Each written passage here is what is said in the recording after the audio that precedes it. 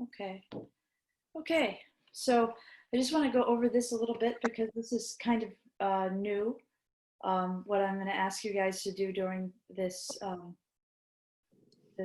practice. So here's a picture of the diaphragm, very familiar. Bottom of the sternum, bottom of the ribs, tip of the 12th rib, bridge over the quadratus to the tip of the transverse process, bridge over the psoas to the front of the lumbar spine, climbing all the way down the lumbar spine to L4. L4, where's that? Hard to see what I'm doing here. And then jumping over the aorta, so the aorta can slide behind to the other side of the spine, and then repeating that. Oh, I should mute you guys. Hold on. And can you mute yourselves? Sure. Super. Okay, so here we are with our familiar picture. And the way we've talked about this is that we let the breath come in at L4, and then we let it roll up the spine like you're inducing a wave into a rope that's tied to a doorknob, right?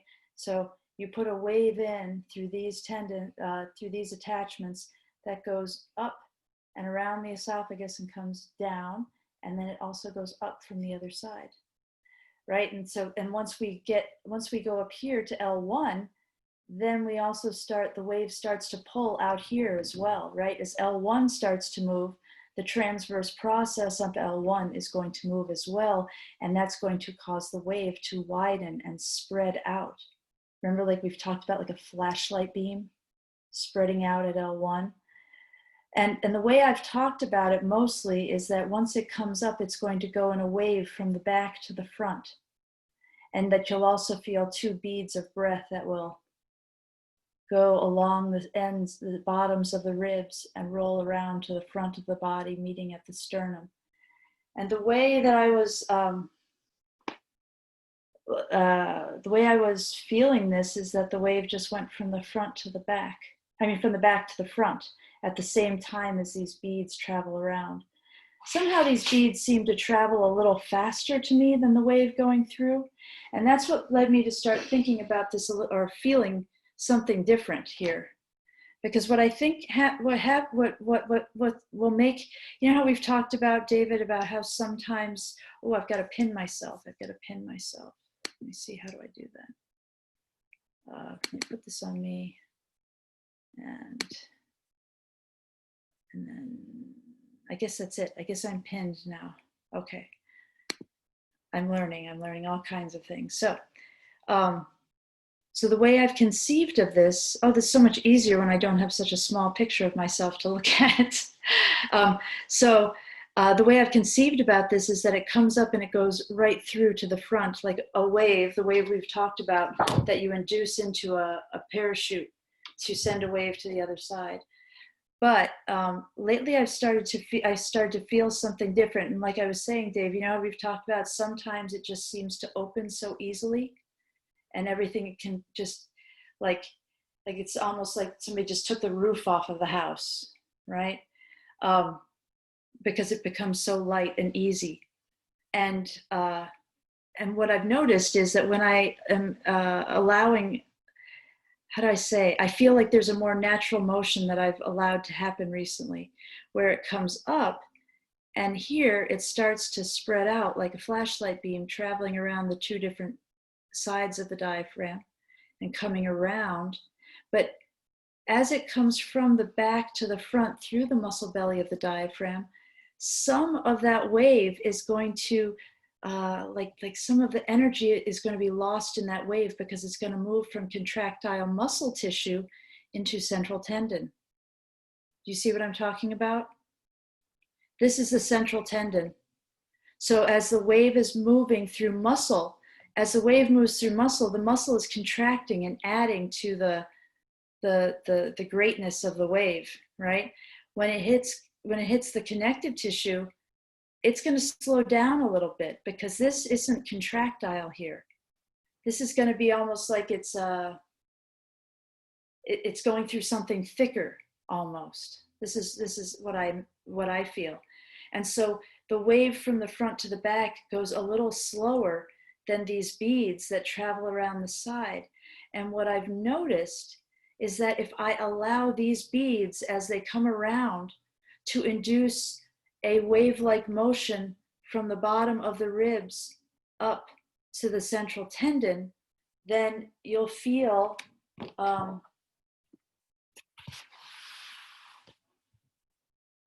there's still going to be wave motion that moves through the central tendon, but because this comes around faster from both sides, I think what you're going to find is that it gives you a really nice opening. As these beads of breath come around, the wave of contraction comes up from the bottom while it's coming from the back, and then they meet and they actually are going to amplify, especially right here, right in this central area where your epigastrum is. I think you'll feel that it will kind of almost seem to hollow out there for a moment as you inhale. And I found that that gives me a really easy opening. Does that make sense? Do you want me to go through that again? Can you do it with your hands again on your body? On my body, okay. Yeah, that was really helpful. Okay, let me do that again. Or cue us with you if you want. Let me do it one more time because it's something relatively new to me, and it's something I'm trying to learn how to say to people because it's kind of a more complex allowing than we have necessarily always like it was so much easier. I was actually, to be honest, kind of resistant to even acknowledging what I felt because it made my because I was so enamored with the simplicity of the wave coming from the back to the front. So but you know what, you got to just be with what is, right? So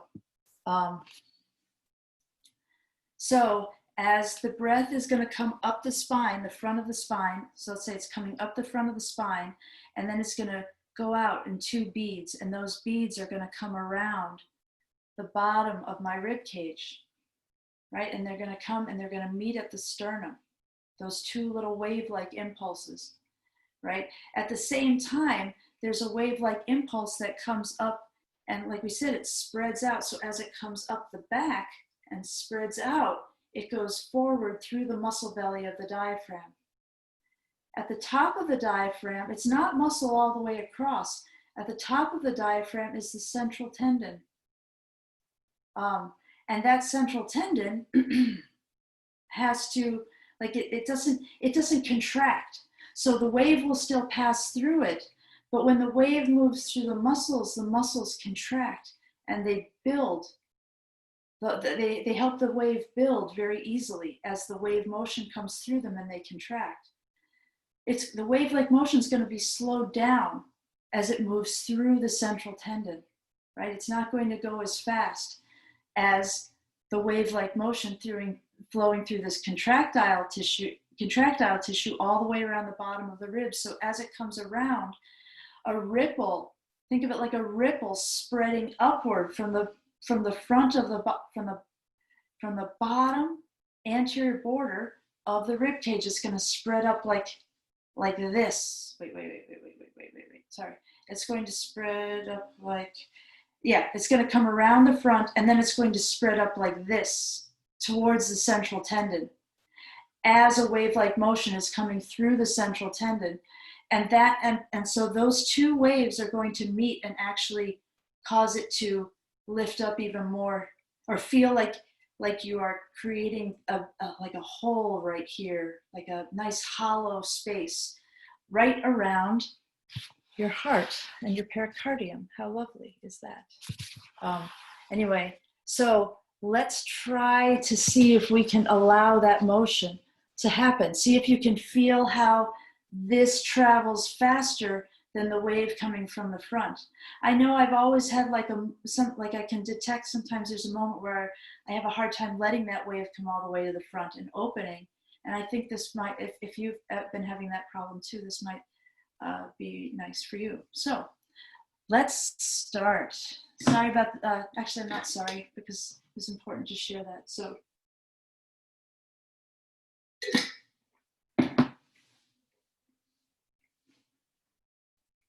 let's start breathing from the bottom of the pelvis up to and if you're or seated posture looks like. Feel free to go to standing as needed. Feel free to do arm and leg breathing as needed, right and left breathing as needed. If you're used to doing this, add that in at any point in time if you want to amplify and use that to open things up more easily.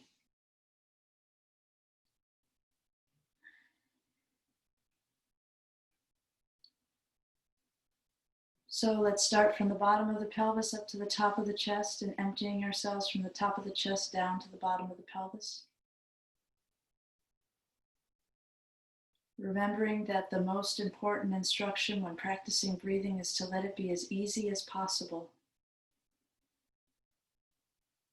To let it be relaxed, to let it be something that is softly expansive.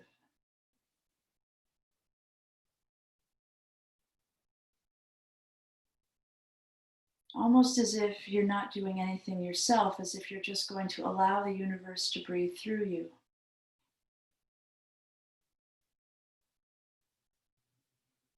This is a good time to get the tongue completely on the roof of the mouth. See if you can become aware of the place where your teeth meet your palate.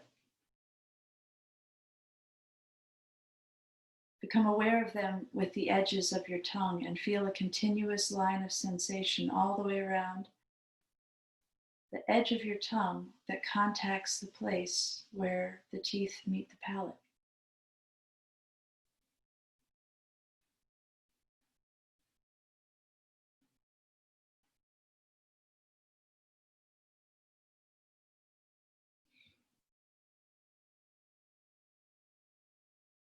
And if you're used to swallowing in a wave-like fashion,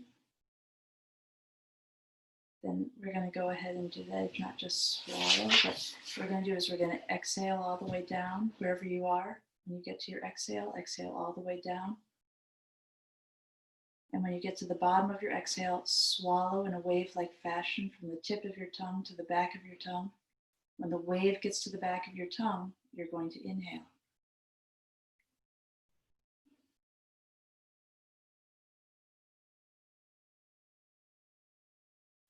Just let your head glide backwards on that inhalation. Let it be moved by your breath. Let the breath travel right up the back of the spine. If you need to do that again at any point in time, if you feel like your head is drifting forward during the practice, go ahead and do that simple thing. You're going to swallow where the tip of the tongue. There's pressure that rolls from the tip of the tongue to the back of the tongue. When the wave gets to the back of the throat, inhale.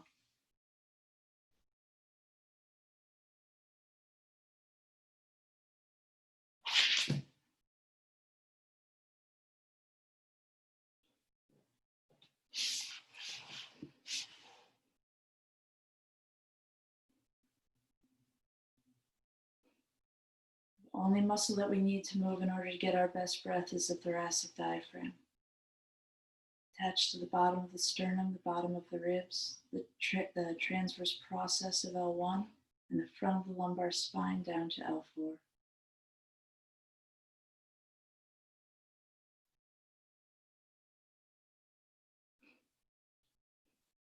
Feel the sensations of motion, the changing sensations at the borders of the diaphragm as you inhale and exhale.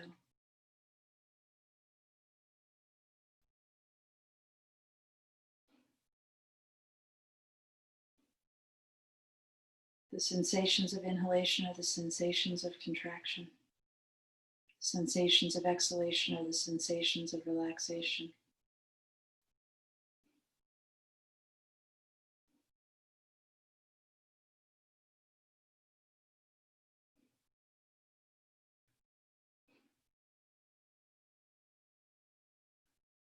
See if you can let a sensation of contraction roll up your spine from L4. Feel how at L1 it starts to broaden like a flashlight beam, with 2 beads of breath spreading out around the bottom of your rib cage toward the sternum. Just feel that for now.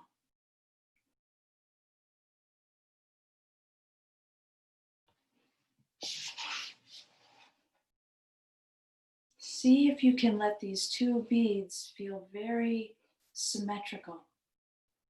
And if you feel that there's asymmetry between the two beads, really just allow the one that feels maybe a little more tight or not as fully expressed, just give it the opportunity to allow the wave of contraction to mature fully through those fibers.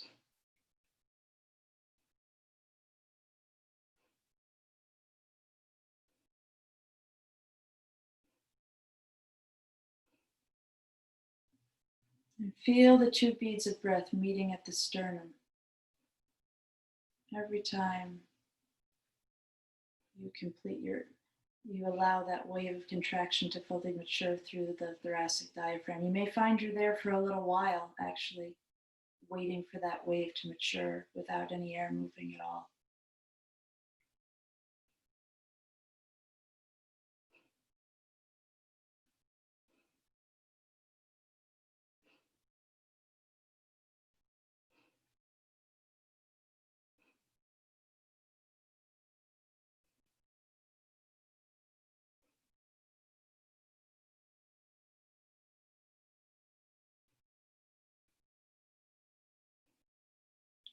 Now, in our next inhalation, what we're going to feel for is the wave that moves right through the muscle belly of the diaphragm from the back of the body toward the front, toward the central tendon.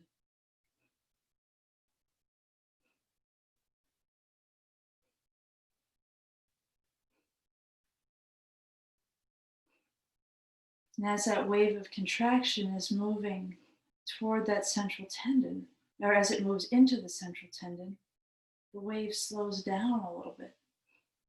It lags behind the beads of breath moving around the bottom of the rib cage. That's okay, let that happen. Don't try to force it to catch up.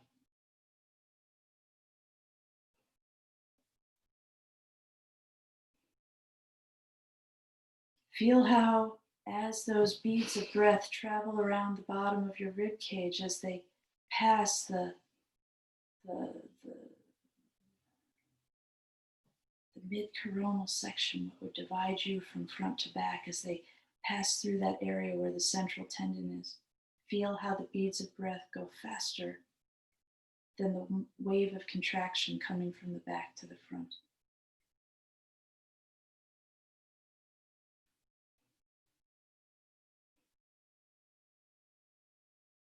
Feel how those beads of contraction create a wave through the diaphragm that moves up. It moves up from the bottom of the rib cage toward the central tendon on the front of the body.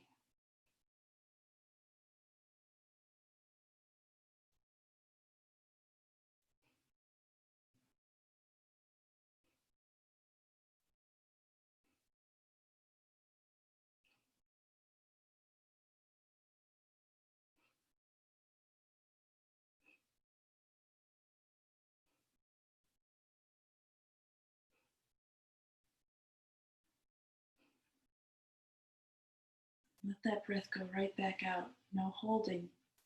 There's no retaining. There's no holding. It's just you're fully allowing the wave of contraction to mature fully through the body.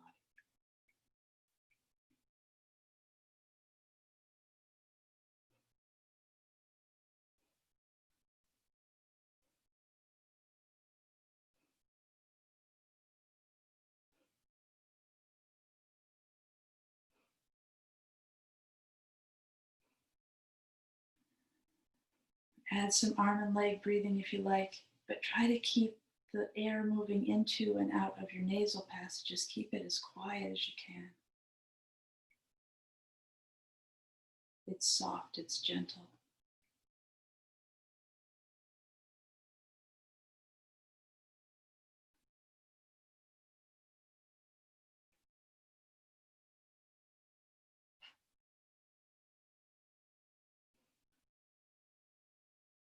Remember your organ pipes. You'll never have too much air in your chest that you have to open your mouth. You can release it all through the organ pipes.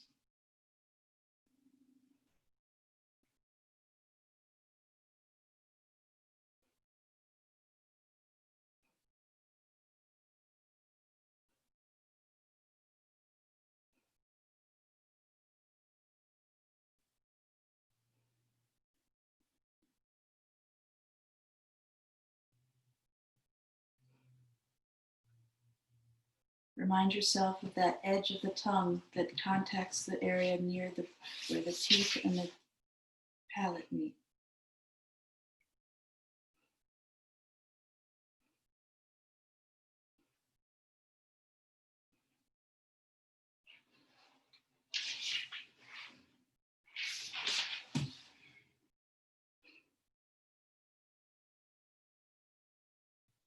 Bring the mind inside the abdomen. Notice the sensations of motion you have there as you inhale and exhale.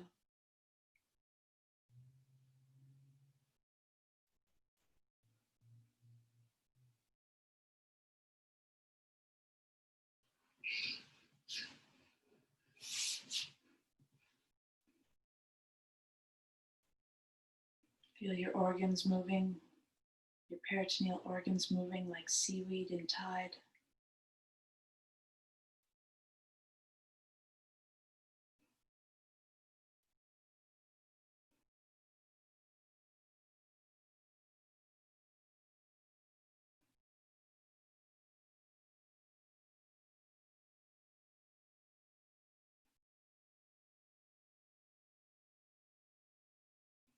Every time you relax more deeply with each exhalation, every time you find just a few more fibers of diaphragm to relax,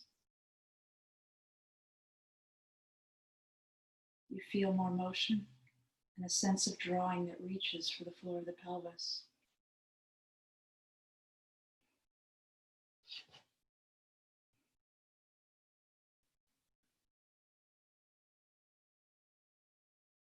Just keep relaxing and allowing the pressure to leave right up through the organ pipes, right up out the top of the head, neck, and shoulders. No effort until that sense of drawing reaches your pelvic floor and induces a little lift. Allow your pelvic floor to pucker into the pelvis.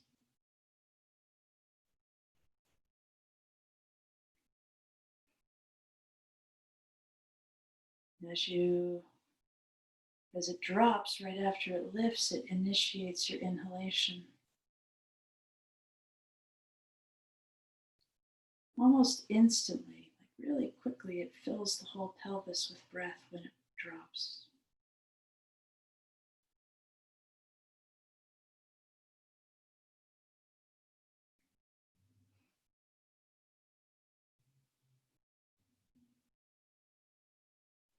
And when it drops and fills the whole pelvis almost instantaneously with breath, it sets in motion, or it sort of turns around the motion of the breath so that when we allow that impulse to come in at L4, it's just like somebody hitting the back of a tire so it will keep rolling.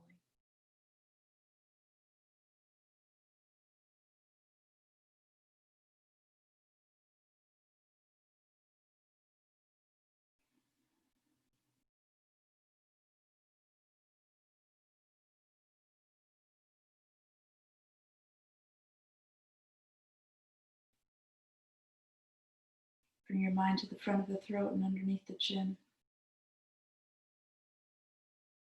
Notice the pulling sensation there as you inhale.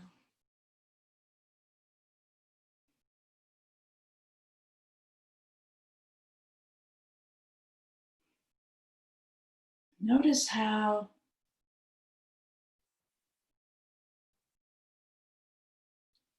the pulling sensation that you feel at the front of your throat and under your chin happens before the breath gets to the shoulder girdle as it comes up through the chest.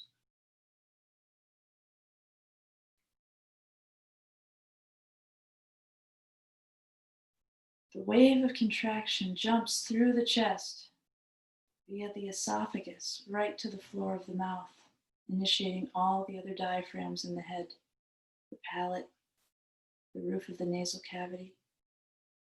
Let's go in and allow all of those to move with that pulling sensation at the front of the throat and under the chin on our next inhalation.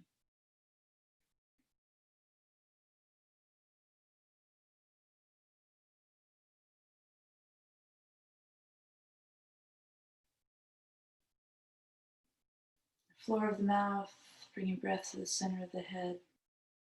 The palate bringing the breath up the back of the head, neck, and shoulders, the roof of the nasal cavity, flooding the space between the hemispheres with a cooling illumination.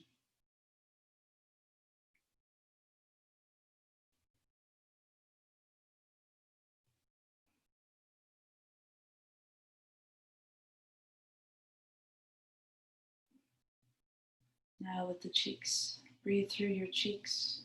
Feel them move as you inhale and exhale.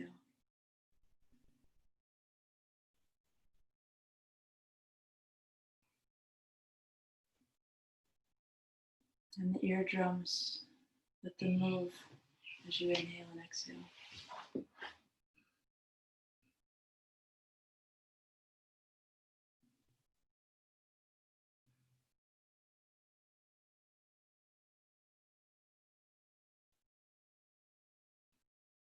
And your temples, let them move as you inhale and exhale.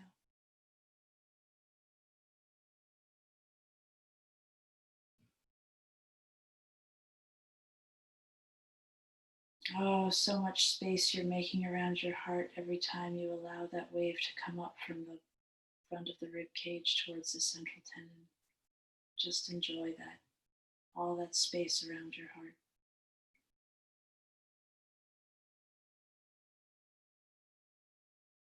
And now the eyeballs, let the eyeballs move.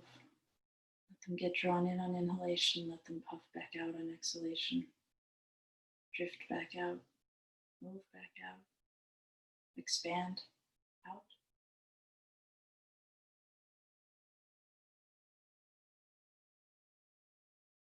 Find the back of the eyeball. Find the optic tracts. Feel them come back and cross in the center of your head and move off like a horizontal X shape. Move off back to each side of the back of the head.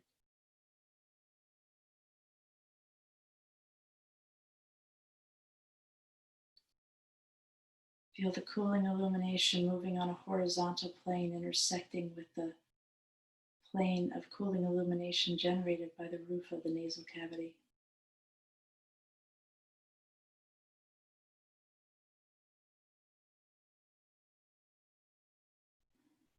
Feel your whole head expanding in all directions, collapsing in all directions with each inhalation and exhalation.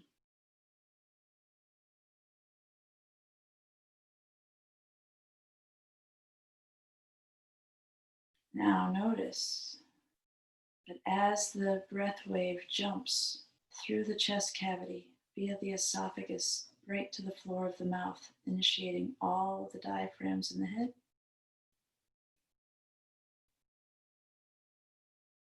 that even though the wave is coming up through the chest and it will continue up through the head, you're also going to feel a wave generated from the head that moves back down into the shoulder girdle. Those two waves meet and add to each other. They combine constructively, if you will. The waves add and they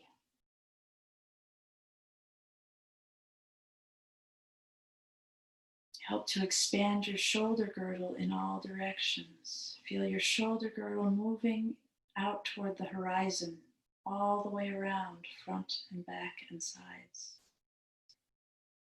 As those two waves meet at the shoulder girdle and add to each other.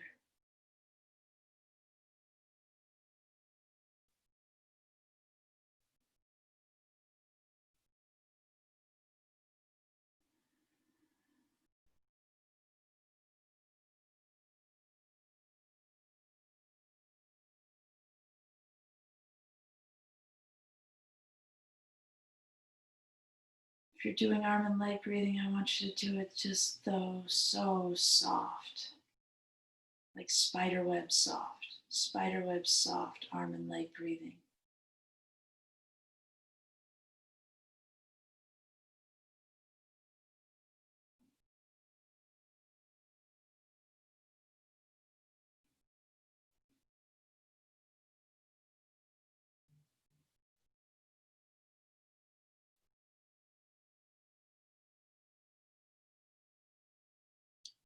Right and left side breathing, spiderweb soft.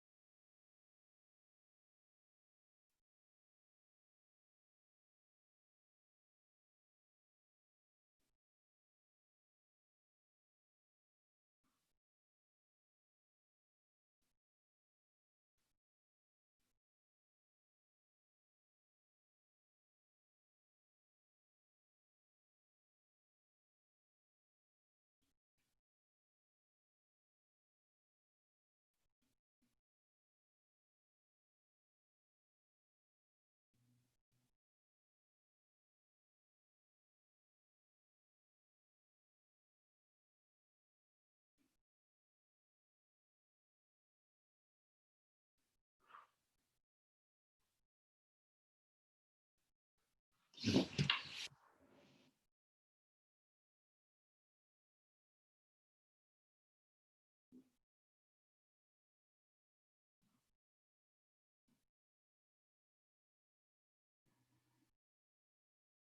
balance out your two sides. Make sure you get the same number on each side. So if you need to do one more on whatever side, go ahead and do that. And let's just take some breaths with no arms and legs, no spider webs.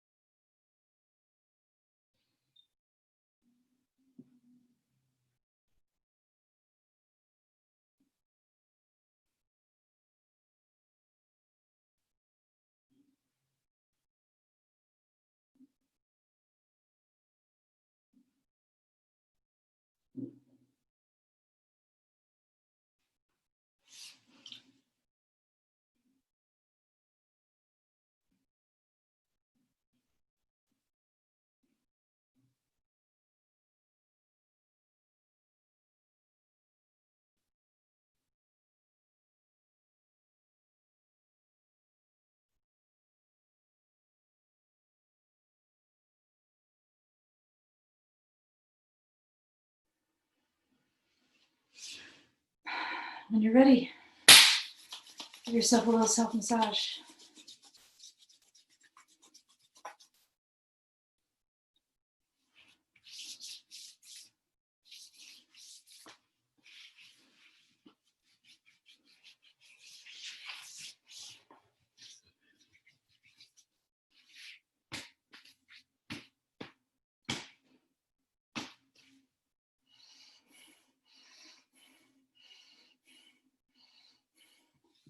So let me stop this recording and we can have questions, comments, feedback.